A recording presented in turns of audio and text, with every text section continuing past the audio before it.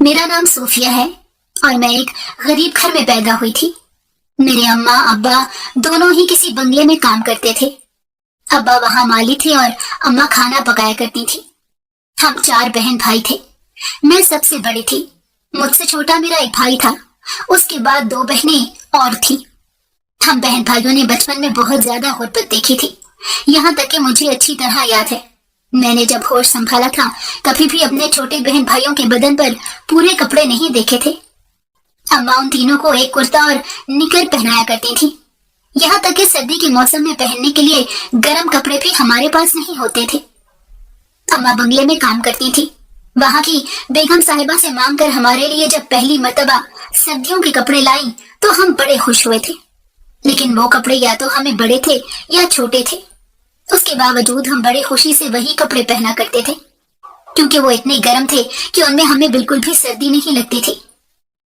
ہمارے گھر میں مشکل سے 2 وقت کا کھانا بنتا تھا، کیونکہ ابا کو بنگلے سے کچھ زیادہ تنخواہ نہیں ملتی تھی اور اماں کی تنخواہ بھی مناسب ہی تھی۔ ایسے میں کرائے کے گھر کا کرایہ دینا، بجلی گیس کے بلوں اور مہینے کے راشن میں ہی سارے پیسے پورے ہو جاتے۔ پورا مہینہ روز کے خرچے کے لیے اماں ایک ایک پائی بھی سنبھال کر خرچ کرتی تھی۔ ہاں کبھی کبھی ایسا ہوتا کہ بنگلے والے اماں کو اپنا بچا کچا کھانا دے دیتے تو ہماری عید ہو جاتی تھی، لیکن میں نے ہمیشہ یہی دیکھا تھا کہ جب بھی اماں گوشت کا بنا سالن یا چاول گھر لایا کرتی تھی تو اس میں کوئی بوٹی نہیں ہوتی تھی۔ اس کے باوجود وہ کھانا ہمارے منہ سے نہیں چھوٹتا تھا۔ ہمیں تو وہی اتنا مزیدار لگتا کیونکہ اس دن ہم پیٹ بھر کے کھانا کھاتے تھے۔ حالانکہ میری اماں وہاں روز کھانا پکانے کا ہی کام کرتی تھی، مگر اس کے باوجود اسے اتنی اجازت نہیں تھی کہ وہ اپنے بچوں کے لیے کھانا گھر لے جا سکے۔ پہلے تو مجھے اتنا پتا تھا، لیکن جیسے جیسے میں بڑی ہو رہی تھی مجھے یہ احساس ہوتا کہ جب اماں بنگلے میں پتیلے بھر بھر کے کھانا بناتی ہوگی تو اس کا دل کتنا چاہتا ہوگا کہ اپنے بچوں کے لیے بھی اچھا کھانا لے کر جائے جسے وہ پیٹ بھر کے کھا سکیں۔ چونکہ اماں اور ابا صبح 9-10 بجے کام پر جایا کرتے تھے اور انہیں واپس آتے آتے شام کے 5 بج جاتے تھے، اسی لیے دوپہر کا کھانا وہ وہیں پر کھاتے تھے۔ مگر اماں بتاتی تھی کہ نوکروں کے لیے الگ کھانا بنتا تھا جو سبزی یا پھر دال ہوتی تھی، اور اگر کبھی چاول بنتے تو اس میں بھی چنے یا آلو ڈالے جاتے تھے۔ وہ کھانا بھی اماں ہی بنایا کرتی تھی۔ ہفتے میں 1 دن گوشت بھی بنتا تھا۔ اب اماں اس دن چورے چھپے کھانا کسی تھیلی میں ڈال کر گھر لے آتی۔ ویسے تو اماں کے بقول روز ہی بنگلے میں کھانا بچ جاتا تھا، کیونکہ وہاں صرف 2 میاں بیوی اور ان کے 2 بچے رہتے تھے، لیکن کھانا کافی زیادہ بنا کرتا تھا۔ لیکن بیگم صاحبہ اماں کو وہ بچا ہوا کھانا روز نہیں دیتی تھی۔ جب 2-3 کے دن گزر جاتے تو فریج سے باسی کھانا نکال کر اماں کے حوالے کر دیتی۔ ایک مرتبہ مہینے کا آخر چل رہا تھا، اس وقت اماں نے ہمیں پانی کے ساتھ پاپے دیے تھے ناشتہ کرنے کے لیے، اور پھر خود اماں ابا دونوں بنگلے میں کام پر چلے گئے۔ اماں ہم سے وعدہ کر کے گئی تھی کہ آج بنگلے سے کچھ نہ کچھ کھانا لے کر آئے گی۔ ہم بھی بڑی بے صبری سے انتظار کر رہے تھے۔ دوپہر کو بھی ہم نے وہی پانی اور پاپے کھائے تھے، اور جب اماں شام کو 5 بجے لوٹی تو اماں کے پاس 3-4 شاپر تھے جن میں کافی سارا کھانا تھا، مگر ہماری قسمت ان 3-4 قسم کے کھانوں میں سے صرف ایک شاپر میں کھانا ٹھیک تھا، باقی سب میں بیکار اور خراب ہو چکا تھا۔ ہم 4 بہن بھائیوں نے وہی ٹھیک والا کھانا کھایا اور اماں ہمارے پاس بیٹھی آنسو بہاتی رہی۔ میں جب 12 سال کی ہو گئی تو میں نے اماں سے کہا کہ مجھے بھی اپنے ساتھ کام پر لے جایا کریں، اس طرح کچھ پیسے بھی زیادہ مل جائیں گے اور میں اماں کا ہاتھ بھی بٹا دیا کروں گی۔ اماں نے میرے لیے بیگم صاحبہ سے بات کی تو انہوں نے مجھے بھی ایک کام پر بلا لیا۔ اماں کھانا وغیرہ بناتی تھی، میں برتن دھونے اور کچن صاف کرنے کا کام کرنے لگ گئی۔ مجھے الگ سے تنخواہ ملتی تھی، جس کی وجہ سے گھر میں 2 ٹائم چولہا جلنے لگ گیا۔ میرے 3 بہن بھائی گھر میں ہی رہتے تھے۔ بھائی 10 سال کا ہو گیا تھا، وہی چھوٹی 2 بہنوں کا بھی خیال رکھتا تھا، خاص طور پر میری سب سے چھوٹی بہن جس کا نام شبنم تھا، اس کا تو ہم سب سے زیادہ خیال رکھتے تھے، کیونکہ وہ جب 2 سال کی ہوئی تھی تو بہت زیادہ بیمار ہو گئی تھی، اس کا گلا پک گیا تھا۔ اماں نے سرکاری اسپتال میں اس کا بہت علاج کرانے کی کوشش کی، مگر وقت پر اس کا ٹھیک علاج نہیں ہو سکا، جس کی وجہ سے وہ ہمیشہ کے لیے گونگی ہو گئی تھی۔ تب سے اماں ابا اور ہم بہن بھائی اس کا بہت خیال رکھتے تھے۔ اب وہ 6 سال کی تھی، وہ ہمیں سن سکتی تھی مگر بول کر اپنے دل کی کوئی بات या अपना दुख नहीं बता सकती थी। हम तो उसे भी समझते थे और उसके इशारों को भी पूरी तरह समझने लगे थे, मगर जब भी वो मोहल्ले के बच्चों के साथ बाहर जाकर खेलती तो सब उसे गूंगी गूंगी कहकर चिढ़ाते थे और वो रोती हुई घर आ जाती। फिर हमने उसे घर से बाहर निकलना ही बंद कर दिया, क्योंकि हम उसे इस तरह तकलीफ में नहीं देख सकते थे। हम एक छोटे से किराए के घर में रहते थे, जिसमें सिर्फ 2 ही कमरे थे। एक कमरे में अम्मा, अब्बा और छोटी बहन सोती थी, जबकि दूसरे कमरे में थोड़ा बहुत सामान रखा था और हम तीनों बहन भाई वहीं सोया करते थे। अब्बा ने बहुत कोशिश की थी कि हमें सरकारी स्कूल में दाखिल करवा दें, मगर ऐसा मुमकिन नहीं हो सका था। शुरू में मुझे स्कूल में दाखिल करवाया गया था, मगर फीस के अलावा तो सब कुछ खुद ही करना पड़ता था और हमारे घर में तो खाना पीना ही पूरा नहीं होता था। किताबों कॉपियों के पैसे कहाँ से आते?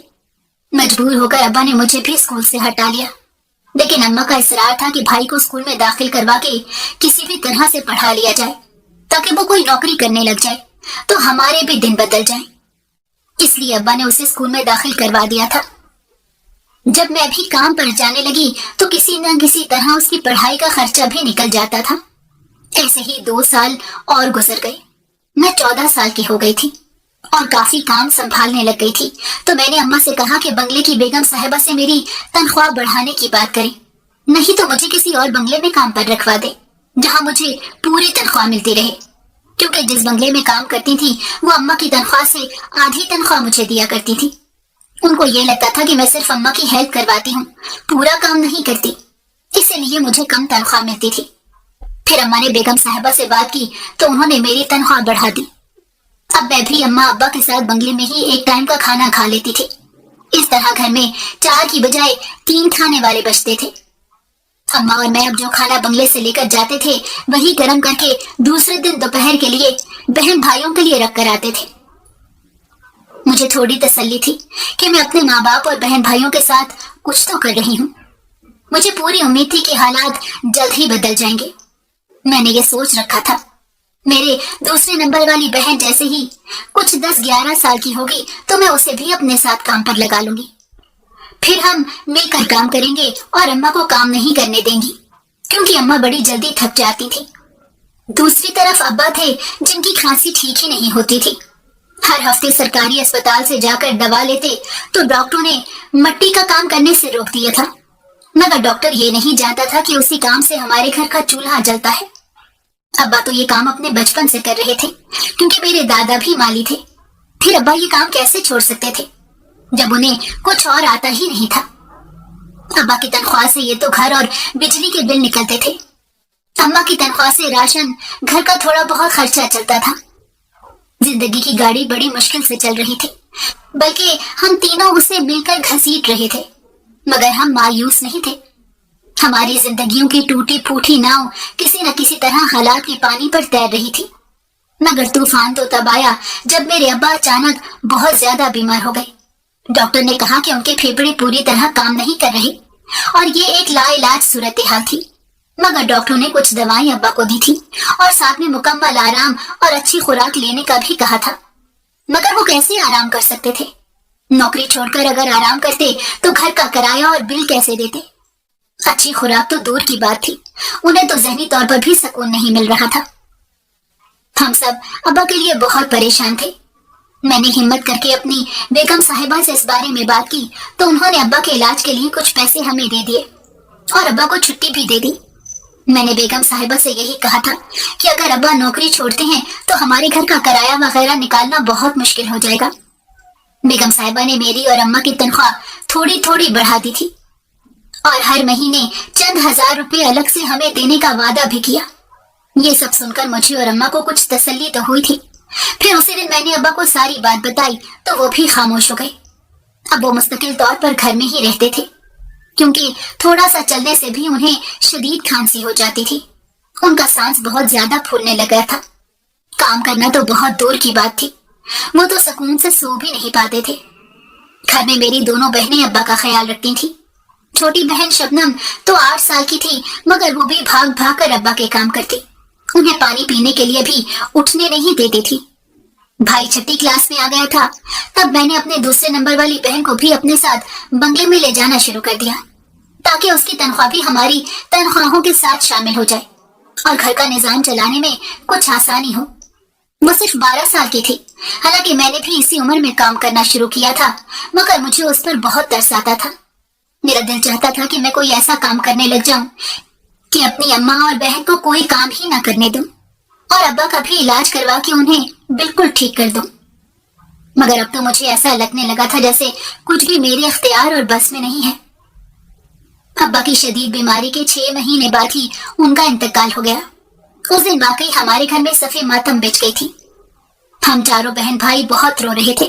خاص طور پر شبنم نے اس بات کا دل پر بہت زیادہ اثر لیا تھا، کیونکہ وہ ابا سے بہت زیادہ قریب تھی اور ان 6 مہینوں میں وہی ابا کے پاس گھر میں سب سے زیادہ وقت گزارتی تھی۔ اماں عدت میں تھیں، لیکن وہ گھر بیٹھ کے 4 مہینے نہیں گزار سکتی تھی، کیونکہ اب صرف اماں ہی تھی جس نے ہمیں اور گھر کو سنبھالنا تھا۔ صرف کھانے پینے کی بات ہوتی تو وہ میری اور چھوٹی بہن کی تنخواہوں سے بھی گزارا ہو جاتا، مگر ہم نے تو گھر کے کرائے اور بل بھی ادا کرنے تھے۔ اسی لیے اماں نے ابا کے سوئم کے بعد ہی ہمارے ساتھ کام پر جانا شروع کر دیا۔ ہاں، لیکن اب اماں چادر ہر وقت اوڑھ کے رکھتی تھی۔ بیگم صاحبہ کو بھی معلوم تھا، اسی لیے وہ ہمارا پہلے سے زیادہ خیال رکھنے لگ گئی۔ زندگی تو ہمارے لیے کبھی بھی آسان نہیں تھی، مگر زندگی اور حالات کا مقابلہ کرنے کے علاوہ ہمارے پاس کوئی اور چارہ نہیں تھا۔ ہم تینوں روز کام پر جاتی تو پیچھے سے ہمیں شبنم کی فکر رہتی تھی۔ پھر اماں نے بیگم صاحبہ سے اجازت لے کر اسے بھی اپنے ساتھ بنگلے میں لے جانا شروع کر دیا، کیونکہ میرا بھائی تو اسکول سے 2:30-3 بجے آتا تھا۔ اس کے بعد وہ ایک دکان پر بطور ہیلپر کام کرنے کے لیے جانے لگ گیا تھا۔ وہاں سے وہ 8-9 بجے لوٹتا تھا، اس لیے شبنم کو گھر میں اکیلے چھوڑنا بالکل بھی مناسب نہیں تھا۔ اب ہم چاروں ماں بیٹیاں ایک ساتھ بنگلے میں کام پر جاتی تھی۔ شبنم اماں کا تھوڑا بہت ہاتھ بٹا لیتی تھی۔ شبنم کو بہت اچھا سلاد بنانا آتا تھا۔ ایک دن اس نے اماں کے ساتھ کام کرواتے ہوئے سلاد والی ٹرے سجائی تو بیگم صاحبہ نے کھانے کے دوران خاص طور پر پوچھا کہ آج سلاد کس نے بنایا ہے۔ اماں نے جب بتایا تو وہ بڑی خوش ہوئی اور انہوں نے شبنم کو 1000 روپے انعام بھی دیا تھا۔ شبنم کی تو خوشی کی انتہا نہ رہی، کیونکہ جب سے اس کے ساتھ یہ مسئلہ ہوا تھا سب نے اسے ہمیشہ کمتر ہونے کا ہی احساس دلایا تھا، اور اب پہلی مرتبہ گھر کے باہر سے کسی نے اس کو اس قدر سراہا تھا، اس کی حوصلہ افزائی کی تھی۔ یہ دیکھ کر ہم بھی بہت خوش ہوئے۔ ابا کے جانے کے بعد جو ہر وقت اداس اور روتی رہتی تھی اب تھوڑا خوش رہنے لگ گئی تھی۔ وہ اب بڑے دل سے ہر روز سلاد بنانے لگ گئی۔ بیگم صاحبہ اس کی تعریف کر دیتی، وہ اتنے میں ہی خوش ہو جاتی تھی۔ اور پھر جب اسے بنگلے میں جاتے ہوئے 1 مہینہ پورا ہو گیا تو بیگم صاحبہ نے اس کو 5000 روپے بھی دیے تھے۔ اس طرح اس کا تھوڑا تھوڑا اعتماد بحال ہونے لگا۔ ایسے ہی 4 سال مزید گزر گئے۔ ہم تینوں بہنیں اماں کے ساتھ بنگلے میں کام کرنے جاتی رہیں۔ ہمارا بھائی میٹرک کر چکا تھا، اس نے کالج میں داخلہ لے لیا تھا۔ وہ ابھی بھی ایک دکان پر ہیلپر کی جاب کرتا تھا، مگر اب اس نے ٹائم کم کر دیا تھا، کیونکہ ساتھ ہی وہ ایک جگہ ٹیوشن پڑھانے بھی جاتا تھا۔ وہ صرف اور صرف اپنی پڑھائی کو جاری رکھنے اور کسی قابل بن جانے کے لیے اتنی زیادہ محنت کر رہا تھا۔ ہم اس کا بہت خیال رکھتے تھے۔ اب ہمارے حالات پہلے سے کچھ بہتر ہو گئے تھے، کیونکہ ہم تینوں بہنیں اور اماں اور بھائی بھی اپنی اپنی جگہ پر کچھ نہ کچھ کما رہے تھے۔ گھر کا کرایہ، بجلی، گیس کے بل اور راشن کے علاوہ گھر کے اخراجات اور ہماری ضرورتیں بھی اب کسی حد تک مناسب طریقے سے پوری ہو رہی تھی۔ بھائی جتنے بھی پیسے کماتا تھا اس کا آدھا حصہ وہ اماں کو دیتا اور آدھا اپنی پڑھائی پر خرچ کیا کرتا تھا۔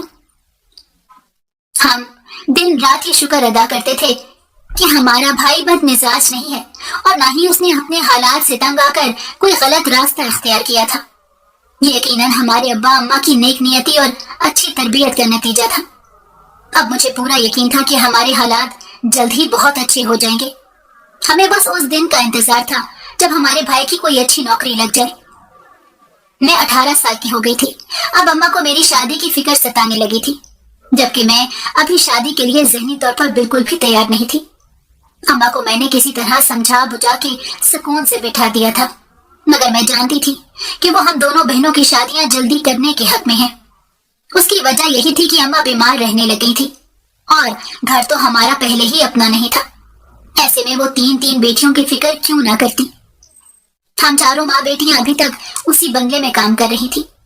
बेगम साहिबा हम पर बहुत एतबार करने लग गई थी। हमारी तनख्वाहें भी अब अच्छी थी और वो हर 6 महीने बाद हमें 2 जोड़े भी बनवा देती थी। जिंदगी पहले से कहीं ज्यादा बेहतर हो गई थी। कभी कभी अब्बा की बहुत याद आती, जिन्होंने अपने बचपन से लेकर मरते दम तक मुश्किलें ही मुश्किलें देखी थी। काश हम उनकी जिंदगी में ही किसी काबिल हो जाते कि उन्हें भी कुछ सुकून दे पाते, मगर शायद किस्मत को यही मंजूर था। फिर उम्मीद और यकीन के ही सफर को मजीद 2 साल गुजर गए। मैं 20 साल की हो गई थी। अब तो अम्मा ने मेरी सुनना भी बंद कर दी थी और अपने कुछ जाने वाली औरतों से कहकर मेरे रिश्ते की बात शुरू कर दी। अब मुझे जबरदस्ती काम से हटाकर घर बिठा दिया था, क्योंकि अम्मा नहीं चाहती थी कि मेरा रिश्ता जहाँ हो वहां पर लोगों को ये पता चले कि मैं बंगलों में काम करती हूँ। हालांकि मैं अम्मा से कहती थी कि ये बात भला कैसे छुपी रह सकती है, मगर अम्मा की अपनी एक अलग सोच थी। फिर मैं भी माँ के सामने चुप हो गई, क्योंकि मुझे अपनी माँ की खुशी और सुकून ज्यादा अजीज था।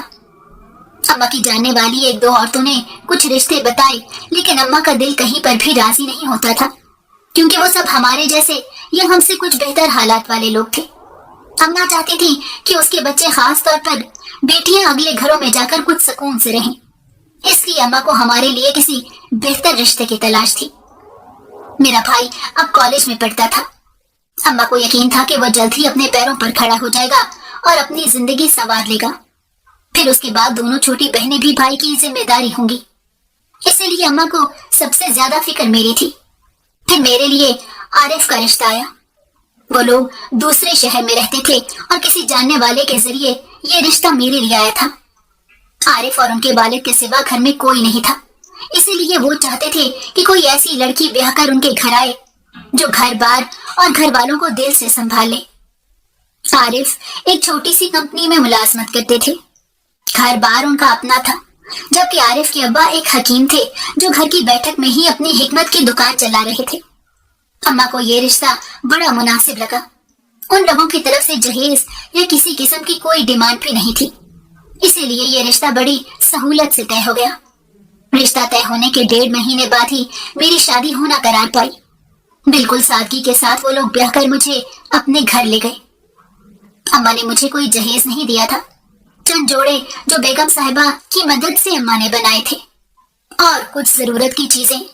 बस यही मेरा सामान था जो मैं अपने साथ लेकर गई थी। और उस रुखसती के वक्त मुझे अब्बा भी बहुत याद आए और अम्मा समेत बहन भाइयों की फिक्र हो रही थी। मुझे ऐसे लग रहा था कि जैसे मेरे जाने के बाद पता नहीं वो लोग कैसे रहेंगे। इन्हीं सारे खदशात को अपने दिल में लिए मैं आरिफ की दुल्हन बनकर उनके घर चली गई। मेरा नया घर बहुत खूबसूरत था। आरिफ आदात और मिजाज के लिहाज से बहुत अच्छे थे और मेरे ससुर भी बहुत अच्छे थे, मगर वो ज्यादा बोलते नहीं थे और ज्यादा वक्त भी अपनी बैठक या कमरे में गुजारते थे। आरिफ ने बताया था कि उनके अब्बा और दादा पर दादा जद्दी पुश्ती हकीम थे, इसलिए उनकी शोहरत भी दूर दूर तक थी। इलाज के लिए शहर के बाहर से भी लोग आया करते थे। मेरे ससुर ने घर की बैठक में अच्छा खासा सेटअप बना रखा था। मैं भी आरिफ के साथ बैठक में गई थी, यही सब देखने के लिए, और मैं उनके काम के तरीके से बड़ी मुतासिर हुई थी। जड़ी बूटियां पीसकर दवाएं और माजून वगैरह बनाने का काम मेरे ससुर खुद ही करते थे, और वो इस उम्र में भी इतने फिट फाट थे कि मुझे यकीन ही नहीं आता था। और एक मेरी अम्मा जो वक्त से पहले ही बूढ़ी हो गई थी। सच कहते हैं कि इंसान के हालात उसे बदल कर रख देते हैं। मेरे शौहर ने अपने अब्बा और दादा की तरह हिकमत के पेशे को नहीं अपनाया था। वो पढ़ लिख गए थे और अभी 2 साल पहले ही उनकी इस कंपनी में जॉब हुई थी, मगर वो कहते थे कि यह भी शुरुआत है। जैसे जैसे उनका तजर्बा और डिग्री बढ़ती जाएगी, उनकी जॉब और अच्छी हो जाएगी। शादी के बाद ही मुझे पता चला था कि वो अभी तक पढ़ रहे हैं, इसलिए रात को देर तक स्टडी टेबल पर बैठे रहते थे।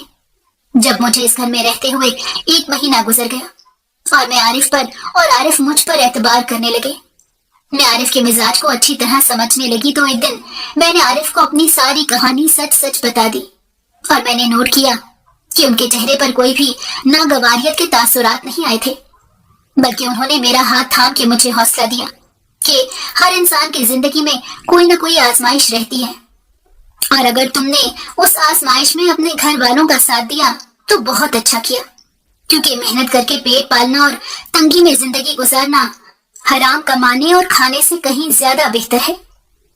मुझे आरिफ की ये बात बहुत अच्छी लगी। अभी आरिफ ने यह भी बताया कि उनकी अम्मा को कैंसर था और वो पूरे 5 साल तक इस बीमारी से लड़ती रही। वसाइल होने के बावजूद भी वो उस बीमारी से बाहर नहीं आ सकी और 5 साल बीमार रहने के बाद उनका इंतकाल हो गया था। उनकी अम्मा के इंतकाल को 3 साल गुजरे थे। उनके इंतकाल के बाद ही आरिफ की जॉब हुई थी। ये सब सुनकर मुझे यकीन हो गया कि अमीर हो या गरीब, जिंदगी हर किसी को आजमाती है, बस उसके रूप अलग अलग होते हैं। कुछ लोग हिम्मत हार के गलत रास्तों पर चल पड़ते हैं क्योंकि गलत रास्ता आसान होता है। मुझे अपने ससुराल में रहते हुए 1.5-2 महीने होने वाले थे। सारा घर मैं खुद ही संभालती थी। मुझे तो छोटी सी उम्र में ही काम करने की आदत पड़ गई थी, इसीलिए यहाँ कोई भी काम काज करते हुए मुझे मुश्किल का सामना नहीं करना पड़ता था। मैं तो अपने ससुर की बैठक की सफाई और देखभाल करने को भी तैयार थी, मगर उन्होंने मुझे मना कर दिया था। वो सारा काम खुद ही संभालते थे और उनके पास एक छोटा सा लड़का भी वहां आया करता था जो साफ सफाई का काम करता था और उनसे हिकमत भी सीख रहा था। उस लड़के का नाम राशिद था। वो घर में भी आया जाया करता था क्योंकि मुझे किचन के लिए कुछ मंगवाना होता तो मेरे ससुर उसे भेज देते थे और एक टाइम का खाना भी वो यहीं खाता था। शादी के बाद मैं 2 मरतबा अम्मा से मिलने अपने मैके गई थी। मेरे भाई ने एक जगह पर छोटी मोटी नौकरी शुरू कर दी थी, साथ साथ वो पढ़ भी रहा था। दोनों बहनें और अम्मा पहले की तरह बंगले में जाते थे। अब अम्मा ज्यादा काम नहीं करती थी, मगर उन दोनों के साथ आना जाना अम्मा की मजबूरी थी। लेकिन मुझे अपने घर में खुश और खुरम देखकर अम्मा फूली नहीं समाती थी। फोन पर तो मैं रोजाना अम्मा से बात करती थी। ऐसे ही जिंदगी की गाड़ी चलती रही और मेरी शादी को पूरा 1 साल गुजर गया। शादी की सालगिरह के मौके पर आरिफ ने मेरे घर वालों की एक छोटी सी दावत की थी। मेरी दोनों बहनें और भाई अम्मा के साथ मेरे घर आए। मैंने उनके आने पर खूब एहतमाम किया। वो लोग 3 दिन तक मेरे पास रुके थे और मैंने तीनों दिन उनकी खिदमत में किसी किस्म की कसर नहीं छोड़ी थी। खास तौर पर मेरी बहनें तो बहुत ज्यादा खुश थी। मेरी छोटी बहन 18वें साल में थी। अम्मा ने आरिफ से उसकी शादी के लिए कहा तो आरिफ के अब्बा ने अम्मा को 1-2 रिश्ते बताए जो उनके जानने वाले थे। अम्मा ने मेरे ससुर को ये कहा कि वो कोई मुनासिब सा रिश्ता देकर बात आगे बढ़ाएं। मैं उसकी मंगनी करना चाहती हूँ और जल्द ही शादी के फर्ज से भी सुबुकदोश होना चाहती हूँ। मैं अम्मा को रोकना चाहती थी मगर अम्मा ने मुझे इशारा करके मना कर दिया तो मैं भी खामोश हो गई। जब वो लोग वापस चले गए तो चंद दिनों बाद मेरे ससुर ने मुझे 2-3 रिश्तों के बारे में बताया। मुझे जो 2 रिश्ते मुनासिब लगे मैंने उसके बारे में अम्मा से फोन पर बात की तो अम्मा बहुत खुश हुई। वो मेरे ससुर के जानने वाले थे और अच्छे नेक शरीफ लोग थे। फिर मेरे ससुर ही उनको लेकर मेरी अम्मा के घर गए। उन्हें मेरी बहन पसंद आई और इस तरह रिश्ता तय हो गया। शादी 4 महीने बाद होना तय पाई थी। दूसरी तरफ मेरी शादी को 1.5 साल होने वाला था, लेकिन अभी तक तो कोई खुशखबरी नहीं मिली थी। इस वजह से मैं कुछ परेशान रहने लग गई, मगर आरिफ मुझे बहुत हौसला देते थे कि जल्द ही अल्लाह करम करेगा, क्योंकि हर चीज का एक सही वक्त मुकर्रर है।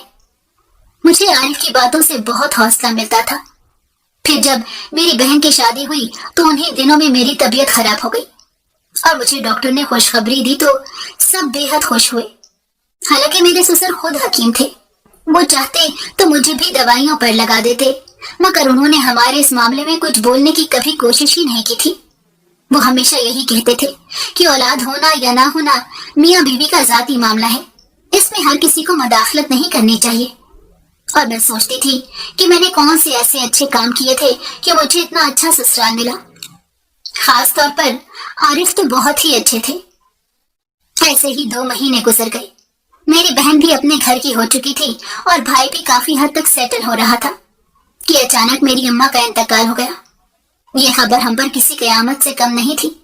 मैं और मेरी बहन एक साथ ही मैके पहुंचे थे। शबनम का तो रो रो के बुरा हाल था। मेरा भाई भी सदमे में नढाल बैठा था। अब्बा के पास सिर्फ अम्मा ही तो थी जो हमारा सहारा थी। खास तौर पर भाई शबनम की वजह से बहुत फिक्रमंद था। हम पूरा 1 हफ्ता अपने मैके में रही थी। अम्मा के इंतकाल के 3 दिन बाद भाई ने अपने कॉलेज और जॉब पर जाना शुरू कर दिया था। ऐसे में शबनम घर में बिल्कुल अकेली हो जाती। अगर हम दोनों वहां न होती। फिर हम दोनों बहनों ने आपस में मशवरा करके शबनम को अपने साथ ले जाने का सोचा। क्योंकि मेरी बहन भरे ससुराल में रहती थी, इसलिए ये थोड़ा मुश्किल था। इसलिए मैंने आरिफ से बात की तो उन्होंने फौरन रजामंदी दे दी। लेकिन मुझे अपने ससुर का भी ख्याल था। मैंने उनसे इजाजत मांगी तो वो भी बड़ी खुश दिली से शबनम को साथ ले जाने पर राजी हो गए। फिर अम्मा के घर 7 दिन रहने के बाद मैं शबनम को अपने साथ अपने घर ले गई।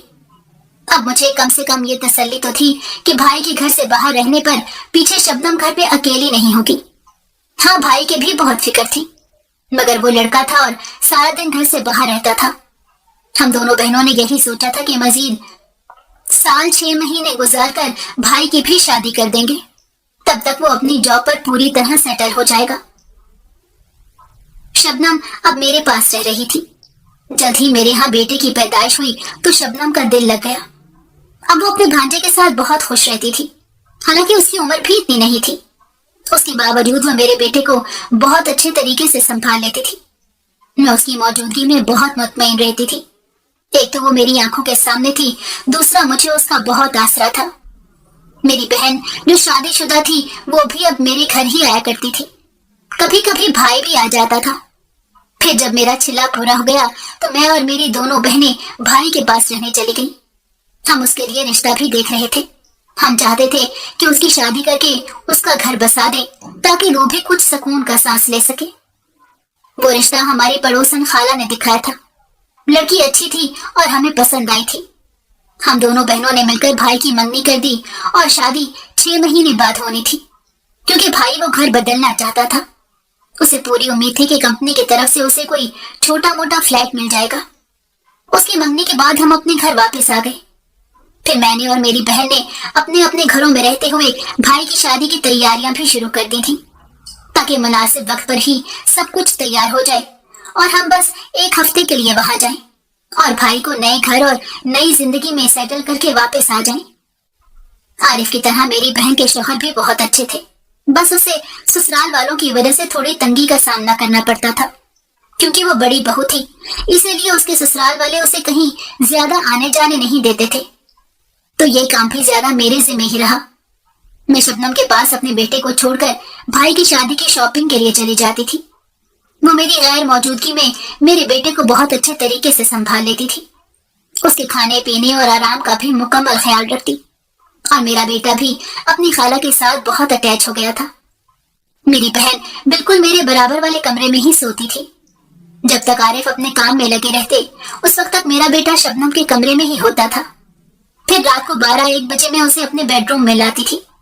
मेरे ससुर का कमरा बैठक के बराबर हमारे कमरों के मुखालिफ सिमत में था। शुरू में मुझे अपनी बहन की वजह से कुछ खदशात थे, मगर वक्त के साथ साथ मैं बिल्कुल मुतमईन हो गई थी। क्योंकि हमारे घर में कोई भी ऐसा इंसान नहीं था जिस पर बेएतबारी हो। और फिर मैं तो हर वक्त ही घर में मौजूद रहती थी। मेरे ससुर भी दिन रात घर में ही रहते थे, क्योंकि उनका काम भी घर के अंदर ही था। ऐसे ही मजीद वक्त गुजर गया। मेरा बेटा 7 महीने का हो चुका था और भाई की शादी में सिर्फ 1 महीना रह गया था। मैंने काफी हद तक तैयारी मुकम्मल कर ली थी, लेकिन मैं अकेली ही तैयारी कर रही थी। इस वजह से मेरे बाजार के चक्कर अब तक लग रहे थे। एक दिन मैं बाजार से वापस आई तो शबनम बैठी रो रही थी। मैं उसे रोते देखकर परेशान हो गई। मैंने उससे पूछा तो कहने लगी कि पेट में दर्द है। उसने बताया कि उसके पेट में 3-4 दिन से दर्द था, लेकिन मुझसे इस बात का जिक्र नहीं किया था। मैंने अपने ससुर की बनाई हुई पेट दर्द की फक्की उसको दे दी तो उसे थोड़ा सा सुकून आ गया। लेकिन उसी रात दोबारा उसके पेट में तेज दर्द होने लग गया। फिर मैंने उसे वही फक्की दी और वो सोने के लिए लेट गई। अगले 3-4 दिन में उसका पेट फूलता जा रहा था और दर्द भी बढ़ रहा था।